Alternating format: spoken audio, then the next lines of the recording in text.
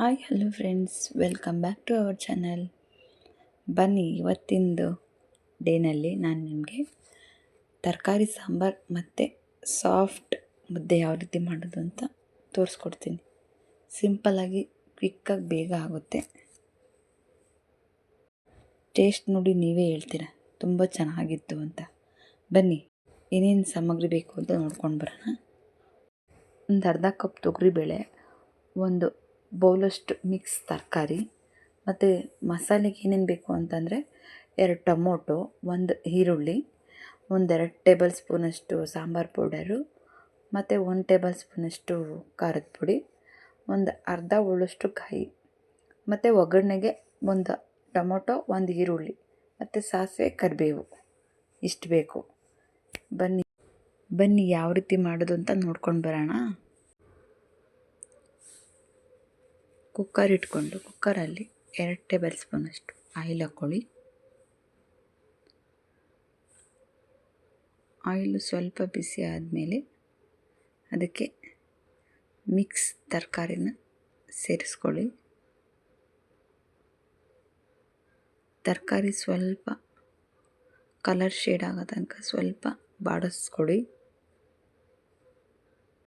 ಇದಕ್ಕೆ ತೊಳೆದಿಟ್ಕೊಂಡಿರೋವಂಥ ತೊಗರಿಬೇಳೆನ ಆ್ಯಡ್ ಮಾಡ್ಕೊಳ್ಳಿ. ತೊಗರಿಬೇಳೆನ ಸ್ವಲ್ಪ ತರಕಾರಿ ಜೊತೆ ಮಿಕ್ಸ್ ಮಾಡಿ ಸ್ವಲ್ಪ ಫ್ರೈ ಮಾಡ್ಕೊಳ್ಳಿ.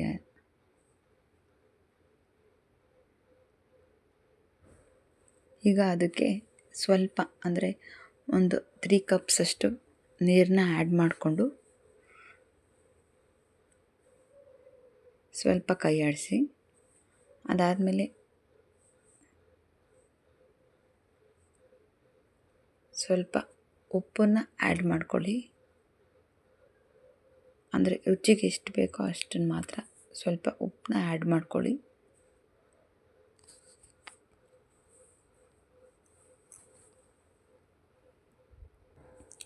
ಉಪ್ಪನ್ನು ಆ್ಯಡ್ ಮಾಡ್ಕೊಂಡಾದ್ಮೇಲೆ ಅದಕ್ಕೆ ಒಂದು ಮಿಕ್ಸ್ ಕೊಟ್ಟು ಕುಕ್ಕರ್ನ 2 ವಿಷಲ್ ಹಾಕಿಸ್ಕೊಳ್ಳಿ.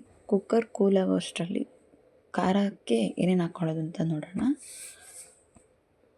ಆಗಲೇ ತೋರಿಸ್ದಂಗೆ ನಾನು ಅರ್ಧ ಹೋಳಷ್ಟು ಕಾಯಿ, 2 ಟೊಮೊಟೊ, 1 ಈರುಳ್ಳಿ, 2 ಟೇಬಲ್ ಸ್ಪೂನಷ್ಟು ಸಾಂಬಾರು ಪುಡಿ, 1 ಟೇಬಲ್ ಸ್ಪೂನಷ್ಟು ಖಾರದ ಪುಡಿ. ಅಂದರೆ ಖಾರದ ಪುಡಿ ನಿಮಗೆ ನೀವು ಖಾರ ಯಾವ ಥರ ತಿಂತೀರೋ ಅದ್ರ ಅನುಗುಣವಾಗಿ ಖಾರನ ಹಾಕ್ಕೊಳ್ಳಿ.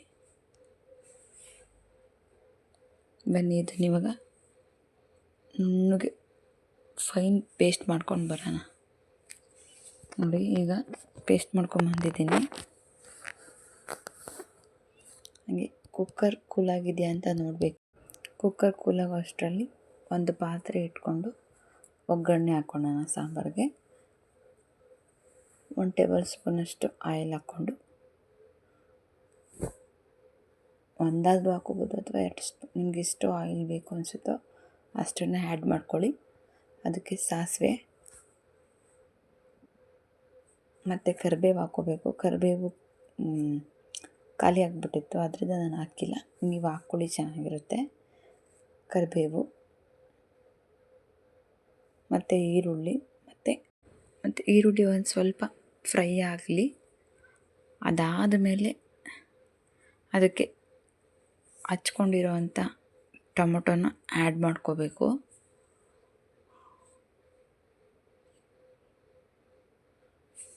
ಟೊಮೊಟೊ ಆ್ಯಡ್ ಮಾಡಿಕೊಂಡು ಟೊಮೊಟೊನ ಸ್ವಲ್ಪ ಫ್ರೈ ಆಗಬೇಕು. ಸಾಂಬಾರಲ್ಲಿ ರುಬ್ಬಕ್ಕೂ ಹಾಕಿರ್ತೀವಿ ಮತ್ತು ಇಲ್ಲಿ ಒಗ್ಗರಣೆಯಲ್ಲೂ ಹಾಕ್ತೀವಿ.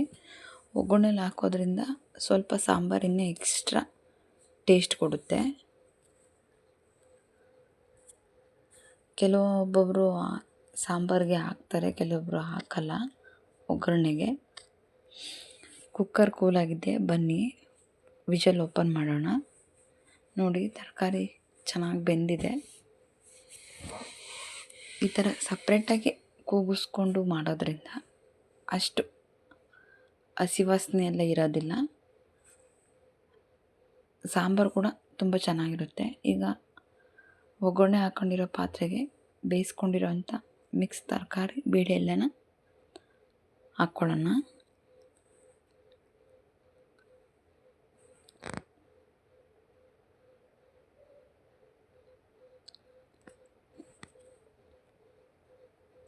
ಒಂದೊಳ್ಳೆ ಮಿಕ್ಸ್ ಕೊಟ್ಟು ನೆಕ್ಸ್ಟ್ ಇದಕ್ಕೆ ನಾನು ರುಬ್ಕೊಂಡಿರೋ ಅಂಥ ಖಾರ ಮಸಾಲೆನ ಸೇರಿಸ್ತಾ ಇದ್ದೀನಿ. ನಾನು ಮಾಡ್ತಾಯಿರೋ ಈ ಸಾಂಬಾರು ಒಂದು 5ರಿಂದ 6 ಜನ ಮೇಲ್ಪಟ್ಟು ಊಟ ಮಾಡ್ಬೋದು. ನೋಡಿ, ಸಾರಿನ ಫ್ಲೇವರ್ ಘಮ ಘಮ ಅಂತ ಇದೆ. ನಿಮಗೆ ಗೊತ್ತಾಗ್ತಿಲ್ಲ, ಬಟ್ ನಾನು ಮಾಡ್ತಿರೋದು ನನಗೆ ಗೊತ್ತಾಗ್ತಿದೆ. ಸಾಂಬಾರು ರೆಡಿಯಾಗಿದೆ. ಬನ್ನಿ ಅಷ್ಟರಲ್ಲೇ ಸೈಡಲ್ಲಿ ಮುದ್ದೆ ಮಾಡ್ಕೊಂಬಿಡೋಣ. ಸಾಂಬಾರಿಗೆ ಮುದ್ದೆ ಯಾವ ರೀತಿ ಮಾಡೋದು ಅಂತ ತೋರಿಸ್ಕೊಡ್ತೀನಿ. ಒಂದು ಚಿಕ್ಕದು ಪಾತ್ರೆ ಇಟ್ಕೊಳ್ಳಿ. ಅದಕ್ಕೆ ನಾನೀಗ ತೊಗೊಳ್ತಾ ಇರೋ ಗ್ಲಾಸ್ ಕ್ವಾಂಟಿಟಿ 2 ಮುದ್ದೆ ಆಗೋಷ್ಟು ನೀರು ತೊಗೋತಾ ಇದ್ದೀನಿ. 1 ಕಪ್ಪಷ್ಟು ನೀರು ಹಾಕ್ಕೊತಿದ್ದೀನಿ. ಅದಕ್ಕೆ ಸ್ವಲ್ಪ ರಾಗಿ ಹಸಿಟ್ಟು ಹಾಕ್ಕೊತಾ ಇದ್ದೀನಿ. ಅದಕ್ಕೆ ಒಂದು ಸ್ವಲ್ಪ ಉಪ್ಪನ್ನು ಸೇರಿಸ್ಕೊತಿದ್ದೀನಿ. ಅದು ಚೆನ್ನಾಗಿ ಕುದಿ ಬರಲಿ.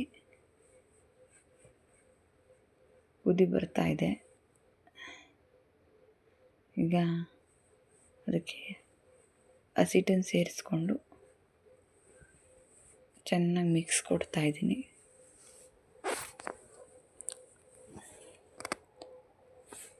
ಮುದ್ದೆ ಮಾಡಬೇಕಾದ್ರೆ ಚೆನ್ನಾಗಿ ನಾದ್ಕೋಬೇಕು.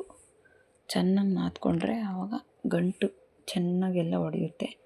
ಆವಾಗ ಮುದ್ದೆ ಚೆನ್ನಾಗಿ ಬೇಯುತ್ತೆ ಮತ್ತು ಊಟ ಮಾಡೋಕ್ಕೂ ತುಂಬ ಚೆನ್ನಾಗಿರುತ್ತೆ, ಸಾಫ್ಟಾಗಿ ಬರುತ್ತೆ.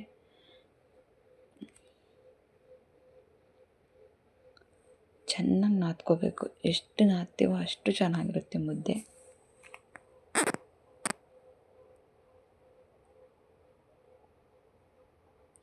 ನೋಡಿ ನಾನು ಯಾವ ರೀತಿ ನಾದ್ತಾ ಇದ್ದೀನಿ ಅಂತ.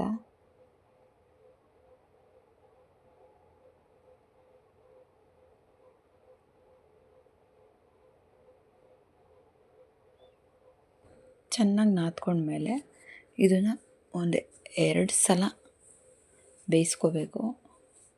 ಕೆಲವೊಬ್ಬರು ಒಂದೊಂದು ಸಲನೇ ಬೇಯಿಸಿ ಮುದ್ದೆ ಮಾಡಿಬಿಡ್ತಾರೆ. ಬಟ್ ನಮ್ಮ ಮನೆಯಲ್ಲಿ ನಮ್ಮಮ್ಮ ಆ ಥರ ಮಾಡಲ್ಲ. 2 ಸಲ ಚೆನ್ನಾಗಿ ಬೇಯಿಸ್ಕೊಂಡು ಅದಾದಮೇಲೆ ಮುದ್ದೆನ ನೋಡಿ ಈ ರೀತಿ ನಾದ್ಕೊಂಡ್ಮೇಲೆ ಮುದ್ದೆ ಕಟ್ಕೋತಾ ಇದ್ದೀನಿ. ನೋಡಿ ಮುದ್ದೆ ಎಷ್ಟು ಚೆನ್ನಾಗಿ ಬಂದಿದೆ. ಏನು ಸಾಫ್ಟಾಗಿ ನೈಸಾಗಿ, ಒಂದು ಚೂರು ಏನು ಗಂಟಿಲ್ಲ, ಏನೂ ಇಲ್ಲ, ತುಂಬ ಚೆನ್ನಾಗಿ ಬಂದಿದೆ. ನೀವು ನೋಡಿ ಒಂದು ಸಲ ಟ್ರೈ ಮಾಡಿ. ಮುದ್ದೆ ಮಾಡುವಷ್ಟು ಈಸಿ ಬೇರೆ ಇನ್ಯಾವುದೂ ಇಲ್ಲ. ಮುದ್ದೆ ಅಂತೂ ತುಂಬ ಈಸಿ. 10 ನಿಮಿಷದಲ್ಲಿ ಮುದ್ದೆ ಮಾಡಿಬಿಡ್ಬೋದು.